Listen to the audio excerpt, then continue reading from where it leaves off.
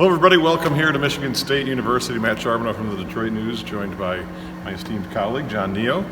And I guess I'd say eventful. Interesting day. There was a basketball game we'll touch on real quickly, probably at the end here. But obviously the big news today is Mark Dantonio stepping down, retiring, whatever you want to call it today. On the eve of National Signing Day. Not the National Signing Day is what it used to be. No, right. But still, this is a team that had 3 guys planning to sign tomorrow, which, by the way, one of them has said not so much. He's certainly not doing that tomorrow now, whether he ends up signing here or not. He's going to take a step back. That'd be Jordan Simmons, of course, a running back from Georgia. Probably one of the higher. Which is a really key piece of that recruiting class. Fairly key piece. A guy had a lot of big offers and just visited here a couple of weeks ago. And sounds like they were pretty blindsided by this news. But I think a lot of people were right. Even within the university, from what I'm gathering, and the timing feels so odd to me. I don't know what you think. No, exactly, and that's what, look, he had his meeting, he told the team today, those people were blindsided, the players, some of the staff. Obviously there was a circle of people that was involved in discussions that sort of I might be thinking about this the last however long, certainly the athletic director. But still, exactly. The timing is what I think takes everybody by surprise. Now, Bill Beekman, the athletic director that we haven't seen or heard much of, and now suddenly is thrust in the spotlight here. Yeah. His point is, look, there's never a good time. There are times. There are better times, and this is not one of them. So, and again, look, we can sit here and say, why don't you do this at the end of the season? He was being asked all season practically about this possibility, but certainly at the end of the season, there was a better time to do it, and that would be obviously around the bowl game, go out with the bowl win, etc. But look, we're not Mark Dantonio. I think he's earned the right to decide when he wants to call it quits. People are going to look at the timing of this. For a couple weeks after the bonus is due, the $4.3 million bonus, which, look, he had earned that from his contract. That's, to me, it's a bit of a red herring. But the day before signing day, the coaching carousel hasn't necessarily stopped. It's starting up now. It's certainly ground to a halt. And and now they are left with. They're the only team searching for a head coach right now, but there's a lot of head coaches that it's going to be awkward timing to pull up stakes and leave to come here. But I think they've started to cross that bridge, and I would certainly hope they've got something essentially in their back pocket right now. And obviously the name that everybody's talking about is Luke Fickell, and that makes a ton of sense for a lot of reasons. I would think something, Bill Beekman says a quick decision, a tight, quick decision, I think is what he promised. That makes me think they've got something. They've reached out to some folks. Fickell makes a lot of sense. Obviously, the other name is Pat Narduzzi at Pitt, which I think are the two, to me, the two most logical choices at this point in the short turnaround. And that's not to say those guys wouldn't have been choices back in December. No, you would have given yourself a lot more options right now. Yeah, and you give the next head coach a chance to sign some recruits. Doesn't mean guys can't. Guys can't change their mind, pull some coaches, the staff together. I think in Fickell's case, the staffing decisions are not seamless, but certainly a little bit easier. Certainly there's a guy like Mike Tressel who's got tons of ties to Luke Fickell and because of his uncle and time spent together. Look, I think it makes a lot of sense, but this is still an awkward transition. And a recruiting class that's not whoever the new coach's recruiting class is. The timing. Look, the timing's odd for that. The timing's bad in terms of who you can hire, who you can interview. The timing looks bad for some other reasons. It looks bad because it looks like I just took my bonus and then got the heck out of town.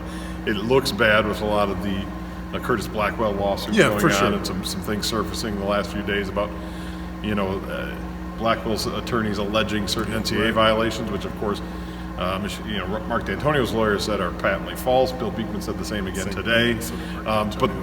But these are all things. These are all happening at the same time. That gives it those bad optics, I guess I would say at this point.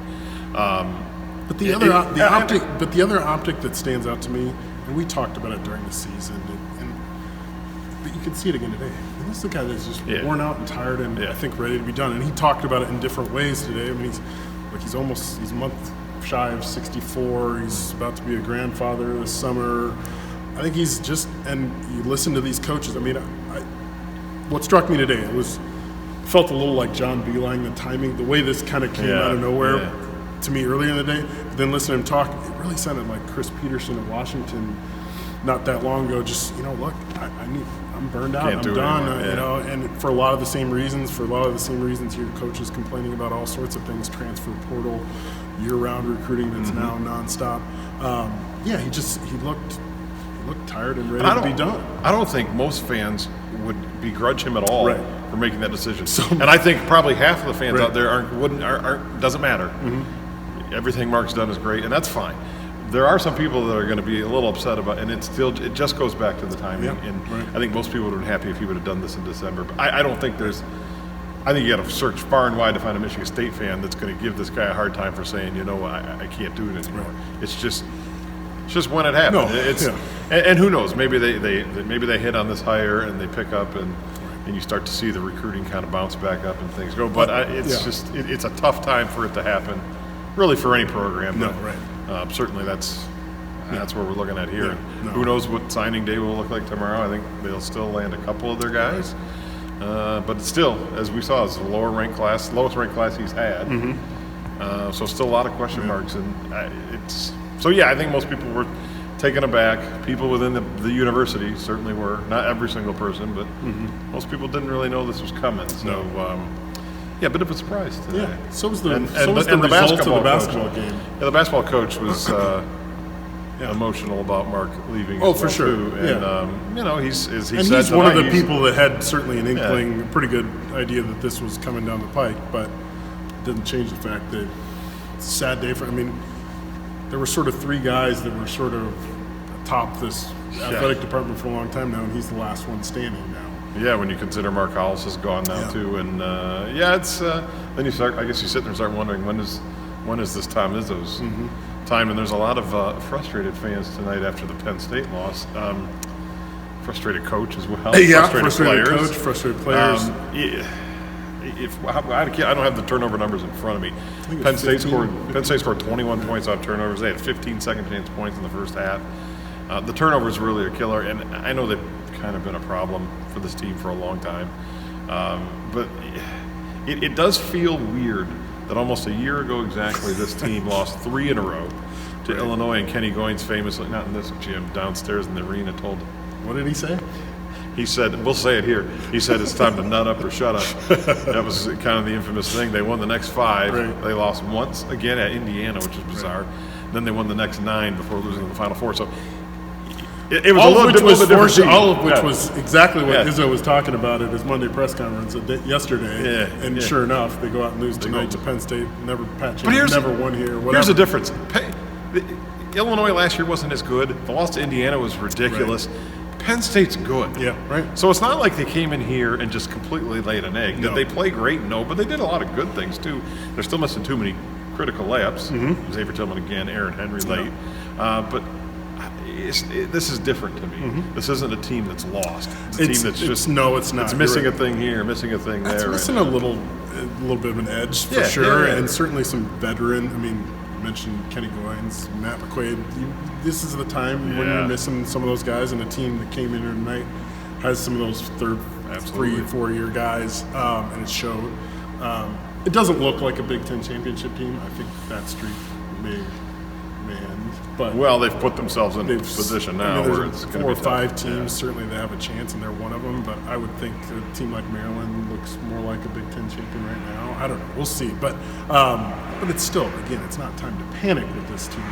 And I think when they are all healthy and practicing and all those kind of things, I think they have a chance to get on one of those kind of runs. Probably not as dramatic as that. Probably not. I mean, you're just missing pieces. That's when you relying on younger guys more than you were a year ago. Yeah, some of those turnovers today. One late was from Malik Hall, who's a freshman. Just makes a silly play, and Aaron Henry still makes a couple that make you scratch your head. But I mean, look, they missed 6. They took the 3-point lead and then had 6 empty possessions in a row. It's just Cassius Winston misses a free throw. A The free only free throw. throw he misses all night. I mean, he was dumbfounded. would have tied the game, Yeah, but exactly. then he got a 3 late. Yeah. It was fairly contested, but So quite a day here in Lansing.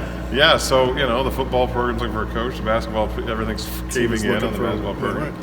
And they get to go to Michigan on Saturday, who, by the way, lost to Ohio State tonight. So, figure out the Big Ten for me. Right. Throw those names in a hat, and we'll see what happens in All that right. room. So, I guess that's it for here. So time to go track some flights, probably, for you? Yeah, we'll see any coming from Cincinnati or Pittsburgh, or see if any new names surface. You'd escaped.